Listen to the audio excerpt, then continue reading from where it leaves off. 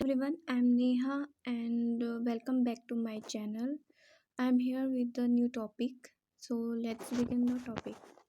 इससे पहले की वीडियो में हमने ब्रेन के पार्ट्स के बारे में पढ़ा था, डिस्कस किया था। अब हम चैप्टर को स्टार्ट करते हैं। चैप्टर को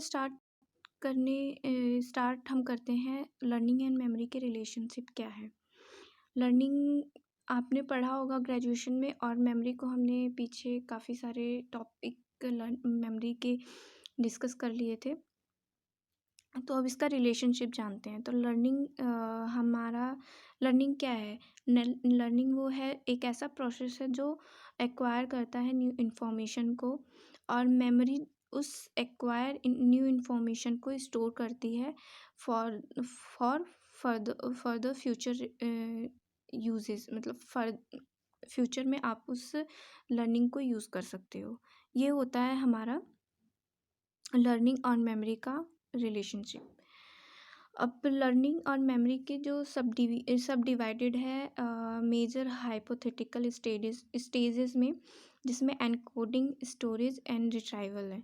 तो एनकोडिंग क्या होता है? एनकोडिंग जो होता है ऐसा प्रोसेस है जो हमारी इनकमिंग इंफॉर्मेशन को हमारे माइंड में स्टोर करता है। जैसे कि व्हेन यू रियलाइज़ कि यू आर हंग्री, तो आप जब उस चीज़ को बोलते हो कि आई एम हंग्री, तो ये जो आप बोलते हो और जो आपका रियलाइज़ होता है, रियलाइज़ होने से और बोलने का जो प्रोसेस है, ये एनकोडिंग होता है। अब एनकोडिंग के स्टेजेस को टू स्टेप्स में डिवाइड किया गया है। एक एक्विजिशन है और एक कंसोलिडेशन है। एक्विजिशन वो होता है जो सेंसर के थ्रू, बफरिंग के थ्रू हम एनालाइज करते हैं।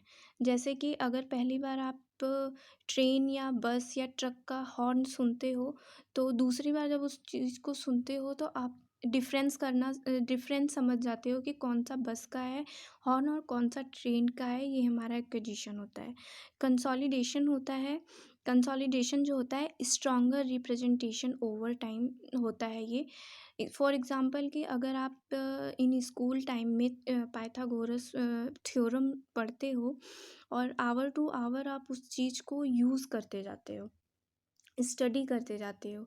आप जैसे आप अपने जो आपका ब्रेन है उसको अच्छे से उस चीज़ से डील कराना, और उस फॉर्मूला को फॉर लॉन्ग टर्म मेमोरी में कन्वर्ट कर देते हो बार बार रिवीजन करने करके।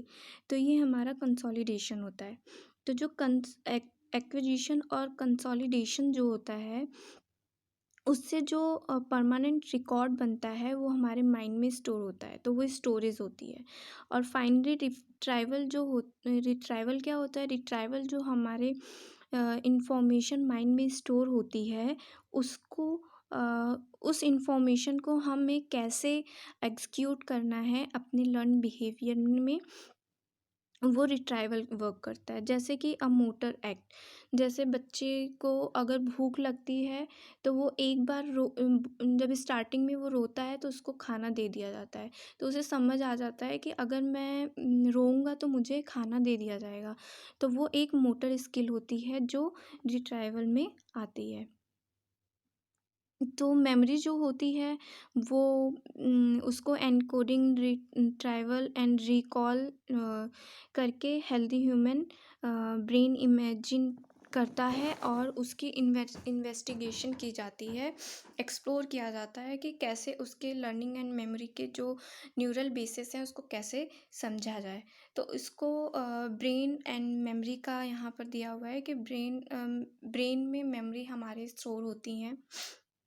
तो जो ये मेमोरी स्टोर होती है, उस वो प्रोसेस क्या है, ह्यूमन मेमोरी का जो ऑर्गेनाइजेशन है, जो कॉन्सेप्ट है, वो कैसे है। तो उसके लिए हम कॉग्निटिव एंड एक्सपेरिमेंटल साइकोलॉजी के थ्रू और बहुत सारी जनरल थ्योरीज़ के थ्रू हम इन्वेस्टिगेट करते हैं कि हमारा जो माइंड का न्यूरल सर्किट और सिस्टम है वो कैसे स्पेसिफिक फॉर्म्स ऑफ नॉलेज को लर्न करता है, इनेबल होता है उस चीज़ को सीखने में। तो ह्यूमन मेमोरी और ब्रेन डैमेज एंड एमेंजिया जो हमारी होती है वो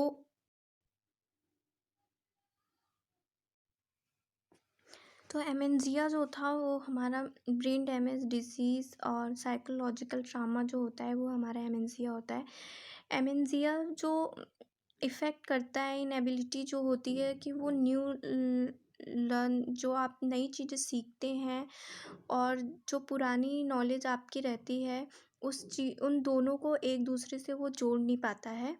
और ये शॉर्ट टर्म मेमोरी को या वर्किंग मेमोरी को लॉन्ग टर्म मेमोरी में इनबिल्ट नहीं कर पाता है, ये प्रोसेस नहीं हो पाता है। तो इस एमेंजिया के जो एग्ज़ामिन करने के लिए कि कैसे कॉग्निटिव थ्योरीज़ के थ्रू एक्सपेरिमेंट किया गया नॉर्मल सब्जेक्ट पे कि हम लोग समझ सकें तो जो मेमोरी का फंक्शनल है, जो न्यूरल लेवल है वो कैसे अंडरस्टैंड करेंगे हम लोग।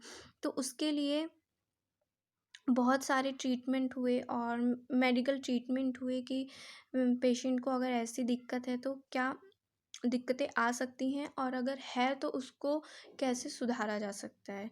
तो इसके लिए हम 50 साल पहले चलते हैं जिसमें कुछ केसेस हुए थे। तो brain surgery and memory loss, तो इन लेट 1940 एंड अर्ली 1950s में जो सर्जन्स थे उन्होंने ट्रीटमेंट के लिए न्यूरोलॉजिकल और साइकेट्रिस्ट डिजीज़ के लिए बहुत सारे न्यूरो सर्जिकल प्रोसीजर यूज़ किया, जैसे प्री फ्रंटल लोबोटोमी रिमूविंग और disconnecting the prefrontal pre frontal lobotomy को जो हमारा फॉरहेड वाला पार्ट होता है उसको रिमूव किया जाता था। सेकंड कॉर्पस कोलोस्टोमी को रिमूव किया जाता था। सर्जिकल सिलेक्शन द कॉलसम, शायद मैंने कॉर्पस कॉलोसम को नहीं बताया था, तो यहाँ पर एक पिक्चर डायग्राम है जिसमें ये जो सी सेक्शन है येलो पार्ट ये हमारा कॉर्पस कोलोस्टोमी होता है, इसको रिमूव किया जाता था। एमिगडालोटोमीज रिमूव किया जाता था, removing the एमिगडला and temporal lobes resection, removal of the temporal lobe. Temporal lobe को भी मैंने बताया था, ये वाला पार्ट है हमारा टेम्पोरल लॉब है। तो ये था, ये जो थी हमारी सर्जरी थी। तो इस प्रोसीजर के थ्रू एक नई विंडो मिली कि हम ह्यूमन ब्रेन फंक्शन के बारे में जानें। एक्सीडेंटली सही ये जो principle of the organisation of human cognition थे इसके बारे में हमें बहुत इम्पॉर्टेंट चीज़ें पता चली। और इस सर्जरी के थ्रू जब टेम्पोरल लॉब को निकाला गया और उसके साथ कई सारे हिप्पोकैम्पल फॉर्मेशन जो थे वो भी रिमूव हो गए थे। तो फिर उसका क्या इफ़ेक्ट पड़ा, आइए हम लोग इसके आगे पढ़ते हैं। इन 1953 में मेडियल कॉन्फ्रेंस में न्यूरोसर्जन विलियम बीचर स्कॉविल थे जिन्होंने मॉन्ट्रियल न्यूरोलॉजिकल इंस्टीट्यूट में एक रिपोर्ट दी थी कि जब एपिलेप्टिक का मतलब जिस पेशेंट को मिर्गी आती है उस पेशेंट का, और सेवरल सिजोफ्रेनिक पेशेंट मतलब कि जिस पेशेंट को मेंटल डिजीज़ होती है, तो उसका जब दोनों साइड का बिलेटरल रिमूवल मतलब कि दोनों साइड का जब टेम्पोरल लोब रिमूव हुआ तो फिर क्या हुआ, उस प्रोसेस को उन्होंने इन शॉर्ट में यहाँ पे लिखा। जब दोनों साइड के पार्ट निकाल दिए गए तो रिज़ल्ट ये हुआ कि उसकी पर्सनालिटी या कॉग्निटिव बिहेवियर में कोई चेंज नहीं आया था। बट रिसेंटली एक चेंज ये आया था कि उसकी मेमोरी लॉस होने लगी, वो चीज़ों को याद नहीं रख पाता था। इवन कि इतना वर्स्ट कंडीशन हो गई कि वो अपने रूम के लोकेशन को जहाँ वो रहता था वो नहीं याद रख सकता था, अपने क्लोज एसोसिएशंस के नाम नहीं याद रखता था, इवन वो अपने जो टॉयलेट का रास्ता था वो तक भूल गया था। तो स्कॉविल ने इस केस के बारे में इन शॉर्ट में ये अपनी रिपोर्ट में लिखा।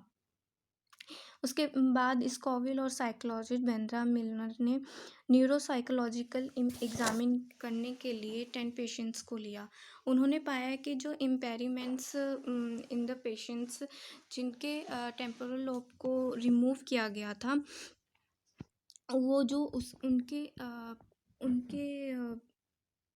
पेशेंट्स की जो ट्रीटमेंट है उसका प्रोसेस था, जब उनको रिमूव किया गया तो कितने सारे मेडिकल प्रॉब्लम हुए। तो उसमें ये हुआ कि जब पोस्टीरियर अलॉन्ग जब फर्दर पोस्टीरियर मतलब कि जब टेम्पोरल लोब के साथ साथ कुछ और भी एक्स्ट्रा चीज़ें जब रिमूव हो गई तो एमेंजिया जो था वो वर्स्ट कंडीशन में चला गया। और जब ये पता चला कि वो कुछ और नहीं, जो हिप्पोकैम्पस के कुछ पार्ट्स जो थे उस टेम्पोरल लोब के साथ रिमूव हो गए हैं, तो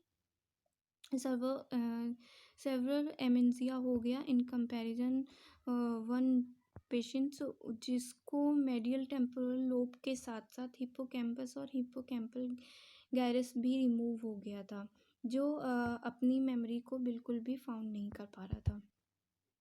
तो ये था explanation of neuropsychological basis of learning and memory. थोड़ा सा पार्ट था, उसका सेकंड पार्ट था। आई होप ये वीडियो आपको यूज़फुल लगी हो और आपको जो टॉपिक मैंने यहाँ पर पढ़ाया है वो समझ में आया हो। तो अगर समझ में आया है तो प्लीज़ लाइक और शेयर करें और सब्सक्राइब करें मेरे चैनल को न्यू कंटेंट के लिए। और अगर कमेंट भी करें कमेंट बॉक्स में, जिससे कि मुझे मोटिवेशन मिलेगा और नए कंटेंट मैं आपके लिए लाऊंगी। तो घर पे रहिए, सुरक्षित रहिए, सीखते रहिए। Thanks for watching my video.